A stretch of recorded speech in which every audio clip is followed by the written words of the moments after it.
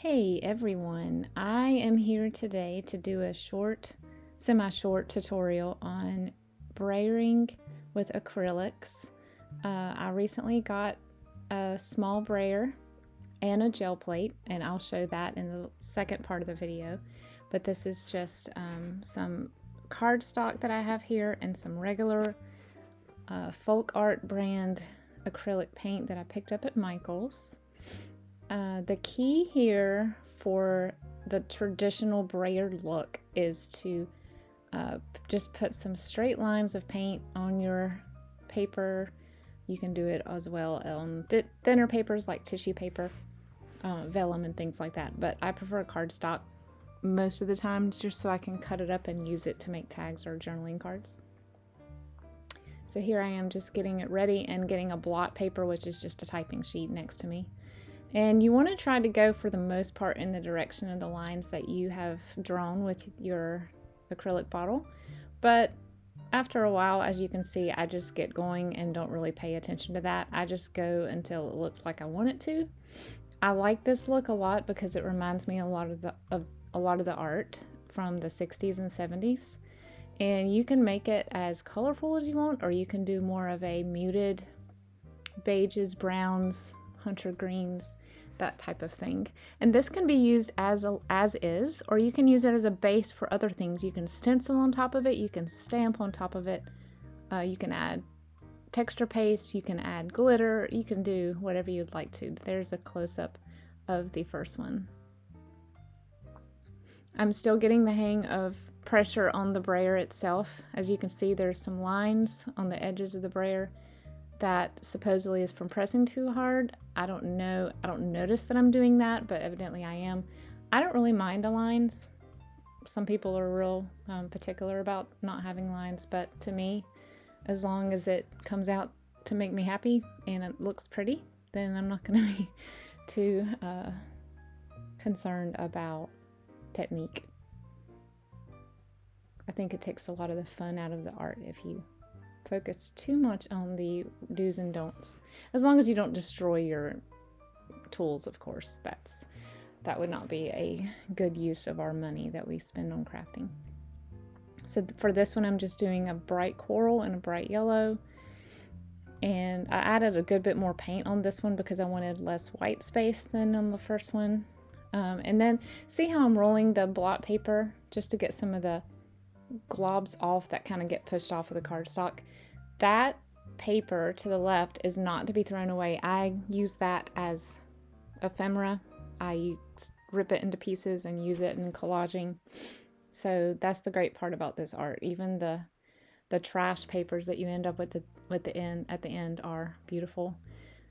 In fact, sometimes instead of using wax paper underneath like I am here, I'll use craft paper rolls, and then I can reuse that because what I'm cleaning off here I'll just let dry, and it ends up being really cool that you can cut up and use for smaller pieces.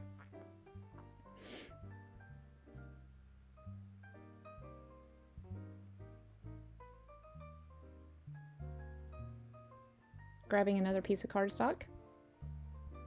This one I'm trying a different technique. I am going to put dots instead of lines so that, well, actually I'm not yet.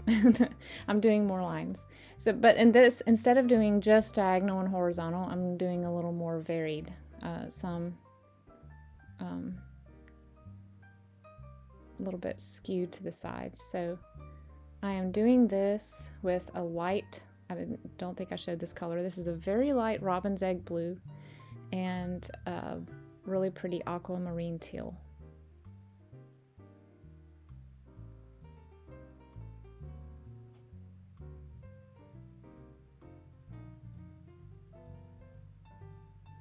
And I'm not going in any certain direction with this one. I am just whatever I feel like doing. Again with the lines. I don't know if it's me or if it's the brand of brayer that I bought. I'll have to do some more research on whether or not I'm doing this incorrectly. But again, it makes me happy. I think once it's all sliced up, I think that just adds to the visual interest, the texture and all of that. To me, it's the same as if you were to drag a comb through it, so I'll probably just not worry about it too much. These are going to be going into the 3 spring themed journals / pastel floral colored journals that I'm working on right now that are made out of little golden books. They will be going in the shop next week. I have 3 different themes, or not themes, but type of little golden books depending on what you like. They're a little more whimsical and childhood-esque, but can totally be used as an adult themed journal for spring and or just for no reason at all. This might be where I start just using dots instead of lines. Yep.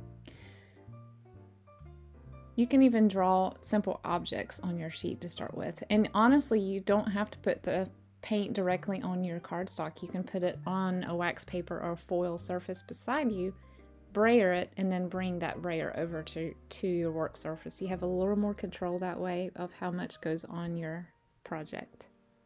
This is a bright gold that I bought. It's a folk art. Not super impressed with it. The color was not as metallic as I was hoping. I think there's always a never-ending quest for the perfect gold paint, so I'll probably try another brand next time I'm at the craft store.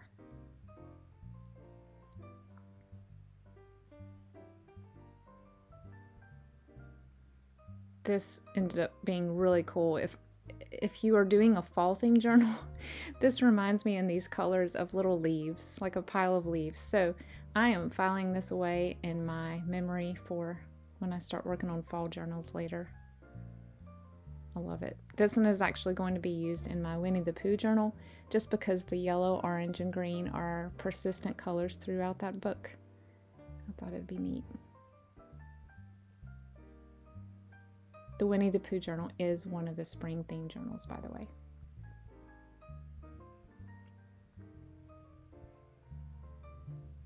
That one was fun. Okay, now I have pulled out my gel plate, gel press, gel plate, whatever.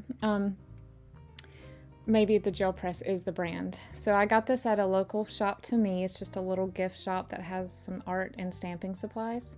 This is a stencil that my son printed for me on his 3D printer. You can buy mixed media stencils, no problem, but I'm always trying to save a little bit of cash here and there, and so there were some free 3D printing files available, so he grabbed those for me and printed them. So the key to this is, again, a light hand. First thing I'm going to do is cover the entire plate with the yellow. This yellow stains, by the way. My gel plate will never be clear again. I don't know what it is about yellow, but I'm laying a base coat down of the yellow. And because I bought a small gel plate, I'm sort of limited in what I can press down onto it and use it for. So this will mainly be used to make tags and cards. You can buy full size 9 by 13 or so gel plates if you want to do an entire page. I had to step away for a moment to grab my tags. That's where I'm going. But yeah, here they are. Just pre-made tags that I cut out and punched holes for projects like this to be ready for.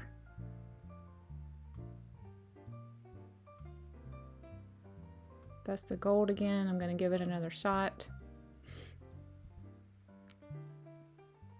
This time I'm putting it right on the wax paper next to me so that I can brayer it first before I put it on the stencil.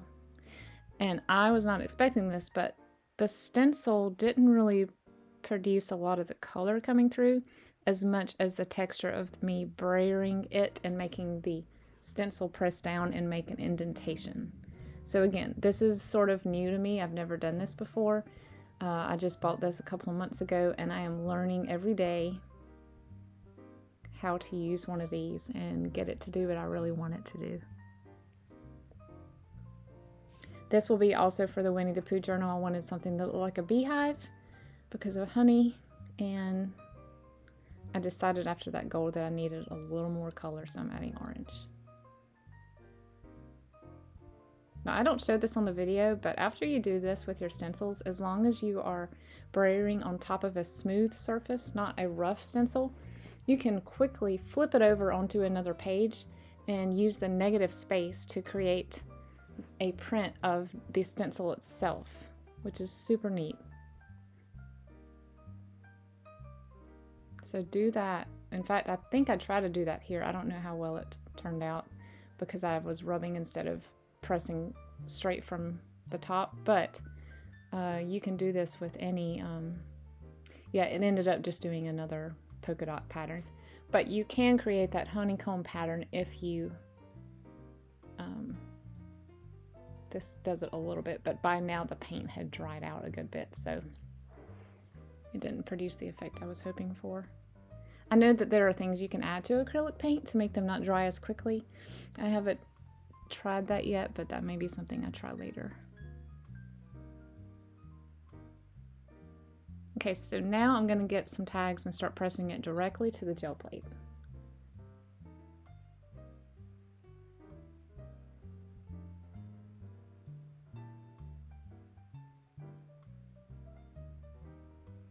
This was so much fun. There you go. It looks like a honeycomb. I love it so much.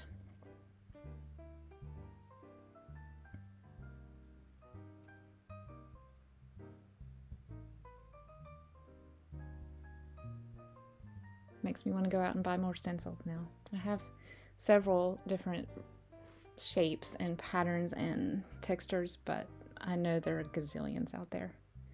So that one I decided to leave a white edge on both sides for interest, and also because I was running out of room on the gel plate. And I'm grabbing another sheet of cardstock just so I do not waste any more of that beautiful paint and pattern.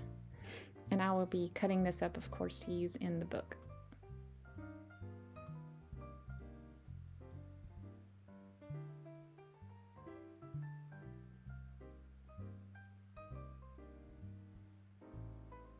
Pretty neat.